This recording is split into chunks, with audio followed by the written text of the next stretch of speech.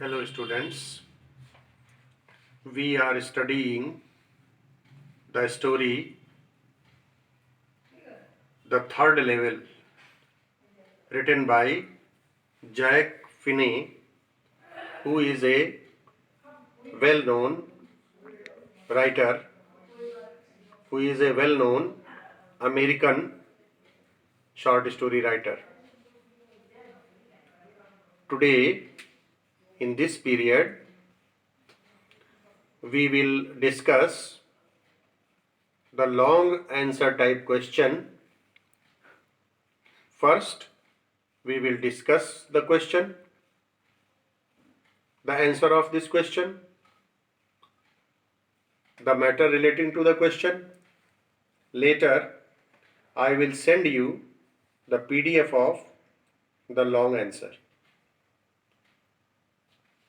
I suggest you, after getting the PDF, you should note down, you should write down the long answer with question in your register carefully.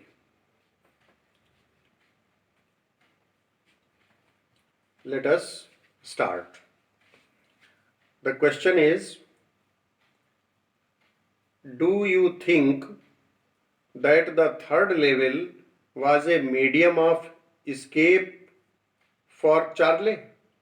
Why? Do you think that the third level was a medium of escape for Charlie? Why? क्या आप सोचते हैं कि Charlie के लिए third level पलायन का एक माध्यम था? माने पलायन मतलब एक स्थान से दूसरे स्थान को जाना, एक वर्ल्ड से दूसरी, एक समय से दूसरे समय पे पहुंचना। जैसे कि चार्ले के बारे में आपने पढ़ा है, मैंने पढ़ाया आपको कि चार्ले जो था वो 20th सेंचुरी वर्ल्ड से, जो कि वार वरी से भरी हुई है, टेंशन से भरी हुई है, वो 19th सेंचुरी में पलायन करना चाहता था। तो वही है कि क्या आप सोचते हैं कि चार्ले के लिए थर्ड लेवल पलायन का एक माध्यम था? If you think so, why? अगर आप ऐसा सोचते हैं कि really the third level was a medium of escape for Charlie, if you think so, अगर आप ऐसा सोचते हैं तो क्यों? रीजन बताना है। Answer: A famous American writer, Jack Finney, weaves together imagination and reality in this story. In his story, The Third Level. A famous American writer, Jack Finney, प्रसिद्ध अमेरिकन लेखक राइटर जैक फिनी, अपनी इस story third level में imagination and reality, imagination मतलब fantasy जिसको कह सकते हैं दूसरे शब्दों में, फैंटेसी एंड रियलिटी माने कल्पना और वास्तविक जगत, इन दोनों को वीव्स टुगेदर माने एक साथ उन्होंने पिरोया है, वीव टुगेदर किया है, साथ साथ उसको पिरोया है, imagination and reality. The third level is only an outcome of the author's own mind. जो थर्ड लेवल है is only an outcome of the author's own mind. यह लेखक के अपने मस्तिष्क की एक उपज है, सिर्फ एक उपज है। an outcome मतलब result, product. The third level is only an outcome of the author's own mind. Third level लेखक के अपने माइंड की आउटकम है, ये उसका रिजल्ट है। It is only a medium of escape for Charlie, who is the main character in the story. It is only a medium of escape for Charlie. ये जो थर्ड लेवल है, is only a medium of escape for Charlie.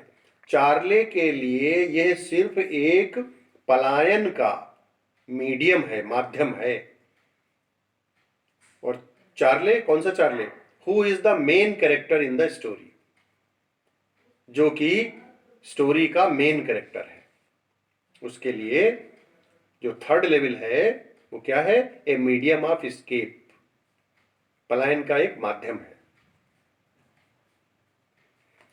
Modern world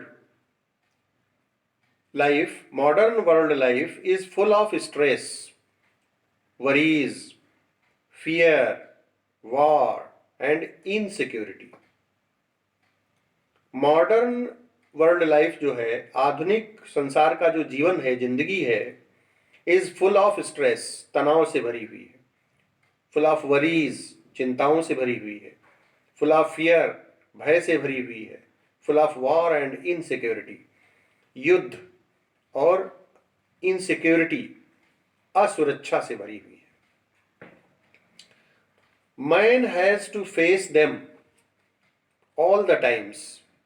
मानव को इन सब चीजों को हर समय, मानव को इन सब चीजों का हर समय सामना करना पड़ता है।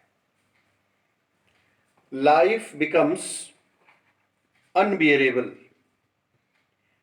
Life becomes unbearable in such circumstances.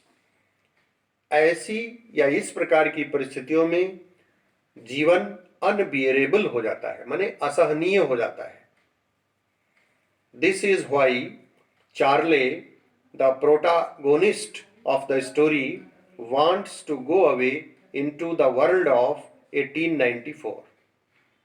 इसीलिए, this is why means इसीलिए, Charlie the protagonist of the story, जो स्टोरी का प्रमुख पात्र है, wants to go away into the world of 1894. वह 1894 की दुनिया में जाना चाहता है। That means the 19th century. 1894 means 19th century में जाना चाहता है। From the world of the 20th century, 20वीं सदी की दुनिया से वो पलायन करके जाना चाहता है 19वीं सदी में, 1894 में जाना चाहता है।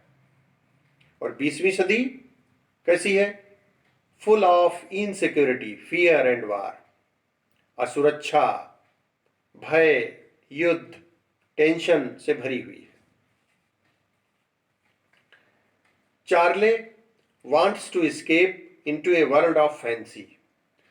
Charlie imagination, fancy means imagination and romance और प्रेम, स्नेह की दुनिया में पलायन करना चाहता है। He has a tendency of escapism. उसकी पलायनवाद की उसकी एक प्रवृत्ति है, माने वो बहुत परेशान है। He is so much troubled, so much troubled that he wants to escape. बहुत परेशान है, इसकी वजह से वो पलायन करना चाहता है। और उसकी ये टेंडेंसी है, एस्केपिज्म की उसकी टेंडेंसी है। His stamp collecting habit, Charlie की एक हैबिट है स्टैम्प कलेक्टिंग की, माने वो डाक टिकट कलेक्ट करता रहता है। तो स्टैम्प मतलब डाक टिकट, तो स्टैम्प कलेक्टिंग की जो उसकी हैबिट है, Charley's stamp collecting habit is also a temporary refuge from reality. और ऐसा करने में क्या होता है, वो उसके लिए क्या है, यह भी एक प्रकार से is also a temporary refuge from reality, माने वास्तविक संसार से थोड़ी देर के लिए एक प्रकार से क्या है, वो उसमें खो जाता है। वो उसको एक प्रकार से शरण स्थल है उसके लिए, उसको थोड़ा सा कंसोलेशन मिलती है, सांत्वना मिलती है, रिलैक्स मिलता है। The grand central station of America, the grand central station of the United States of America has been a way of escape for Charlie.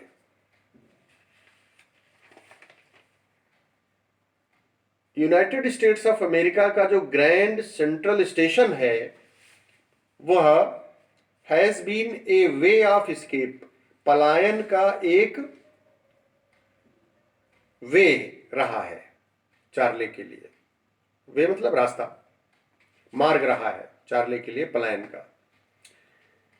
Not only for Charlie but also for others, केवल Charlie के लिए ही नहीं बल्कि अन्य लोगों के लिए भी ये एक प्रकार से has been a way of escape, पलायन का एक रास्ता, मार्ग रहा है। He comes down to the third level at the Grand Central Station and finds himself in the world of 1894, which was a world of romance, where people sat out of their houses, on their lawns, smoked cigars and talked quietly.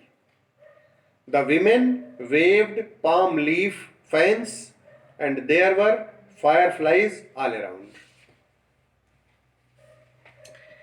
Charlie comes down to the third level at the Grand Central Station. Charlie कहाँ आता है? Charlie grand central station के third level पे आता है। जैसा कि वो कहता है चार्ले कहता है कि वो थर्ड लेवल से होकर के आया है, जबकि ग्रैंड सेंट्रल स्टेशन के जो ऑफिशियल्स हैं, जो प्रेसिडेंट्स हैं वहाँ के और जो स्टेशंस के, वो सभी यही कहते हैं कि वहाँ तो केवल 2 लेवल्स ही हैं, लेकिन चार्ले कहता है कि वो थर्ड लेवल से होकर के आया है, भ्रमण करके आया है। तो Charley comes down to the third level at the grand central station.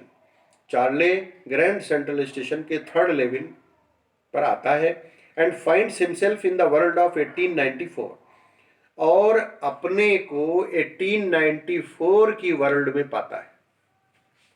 अभी मैं बता चुका हूं कि 1894, अभी मैं बताऊंगा कि 1894 माने 19th सेंचुरी जो थी तब का जीवन कैसा था, क्योंकि वो पलायन करना चाहता है 1894 में 19th सेंचुरी में, तो वो ऐसा महसूस करता है। एक्चुअली थर्ड लेवल है नहीं, लेकिन ये उसके माइंड की उपज है। It is the creation of his mind, it is the creation of Charley's mind. ये चार्ले के माइंड की उपज है, तो उसको ऐसा एहसास होता है, रियलाइज करता है वो। Which was a world of romance. 1894 की जो वर्ल्ड थी वो कौन सी वर्ल्ड थी, कैसी वर्ल्ड थी? ए वर्ल्ड ऑफ रोमांस, प्रेम स्नेह की दुनिया थी। लोगों का एक दूसरे के प्रति प्रेम था, लोग आप एक दूसरे से मधुर बातें करते थे। Was a world of romance where people sat out of their houses on their lawns, जहाँ लोग अपने घरों के बाहर लॉन में बैठते थे एंड दे और बातें भी करते थे। स्मोक्ड सिगार्स, सिगार पीते थे, एंड टॉक्ड क्वाइटली, और धीरे धीरे बातें भी करते थे, शांतपूर्वक बातें भी करते थे। The women waived palm leaf fans, उस 1894 की दुनिया में जो स्त्रियां थीं, विमेन थीं, वे पाम माने ताड़ के पत्तों से, लीफ से बने हुए फैंस जो होते थे उनको अपने हाथों से वेव करती थी, चलाती थीं। And there were fireflies all around, और चारों ओर जुगनू, फायर फ्लाइज जुगनू, जुगनू जो है मंडराते थे उनके चारों ओर। तो इस प्रकार से ये 1894 का वर्ल्ड था जहां की चार्ले स्केप करना चाहता था। जब उसको ऐसा रियलाइज किया अपने माइंड में, उस दुनिया का वर्णन 19th सेंचुरी 1894 की दुनिया जो थी वो ऐसी थी जैसा कि चार्ले ने वर्णन किया है। That's all for today.